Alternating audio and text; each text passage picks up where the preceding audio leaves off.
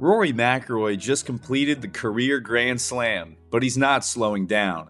This week at Royal Melbourne, he revealed the next chapter of his legacy, winning at golf's most historic venues. Speaking before the Australian Open, McIlroy said his new focus is simple: win the game's biggest trophies on the game's most meaningful courses. That means an Open at St. Andrews, a US Open at Pebble Beach, and this week, an Australian Open at the iconic Royal Melbourne. He admitted that after Augusta, many wondered what was left to motivate him, but Rory said the fire is still there: majors, Ryder Cups, and building a legacy that outlasts stats or weekly finishes. His past year proves it. The Grand Slam at Augusta, a gritty Irish Open playoff win, a European Ryder Cup victory at Bethpage, and the 7th race to Dubai title. Now he wants to help restore the Australian Open to its glory years. He believes national opens with history deserve standalone weeks, not overlap with events like Tiger's Hero World Challenge or the Ned Bank Championship. His 2-year commitment shows he's serious. Australia has been a part of McIlroy's journey since 2005,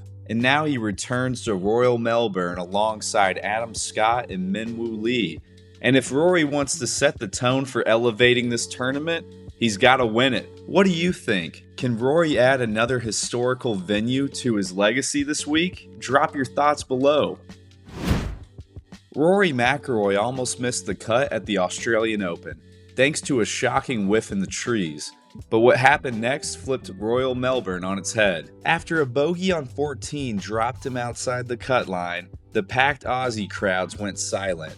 McIlroy admitted he couldn't remember the last time he swung and completely missed. But on the very next hole, Rory went full send. He pulled a driver on a tricky par 4, hole 15, and blasted it 75 yards to spark a late surge. Birdied at 15, another at 17, and a dialed-in wedge shot at 18 gave him a clutch 68, moving him 2 under and safely into the weekend. Meanwhile, Min Woo Lee electrified the fans, holing out from 200 yards for an eagle and celebrating with an airplane run. His 65 puts him 1 off the lead, heading into what's expected to be a massive weekend crowd. McIlroy is 7 back, but he's relieved and motivated, and he wants another Stonehaven Cup, and he wants to help elevate this tournament's global status. Can McIlroy make a run, or is Min Woo Lee about to own the weekend? Drop your takes below.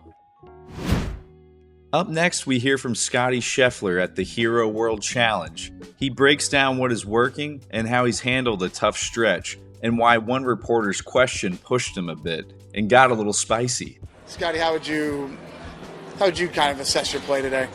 Yeah, did a lot of good things. Can you expound on a lot of good things? What worked best for you today? Let's say that. I drove the ball well. I hit some good iron shots, and I holed some nice putts.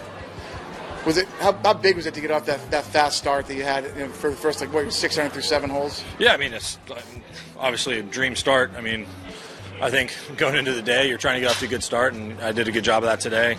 Was able to get rewarded for some nice shots that I hit.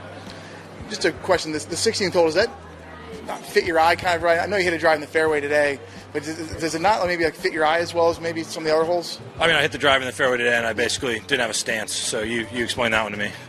Yeah, no, that's not really on me. That's just poor luck, which I think happens in the game of golf. But even the drives, the first 2 days, it just did not fit your eye the best, or was it just bad swings? So you're asking me about 2 drives I've hit in the last 3 days? Yeah. Next question. It's ridiculous. What do you feel like you need to? Anything you feel like you need to tighten up for tomorrow to hopefully come out on top? Just continue to execute. Like I said, I did a lot of good stuff today, and more of that tomorrow. I think I'll be in a good spot.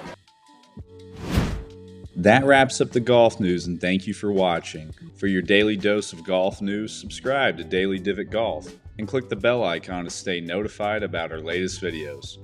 Drop your thoughts and reactions about the top stories in the comments below, and I'll pin the best takes. Click the video on screen to get caught up on yesterday's news.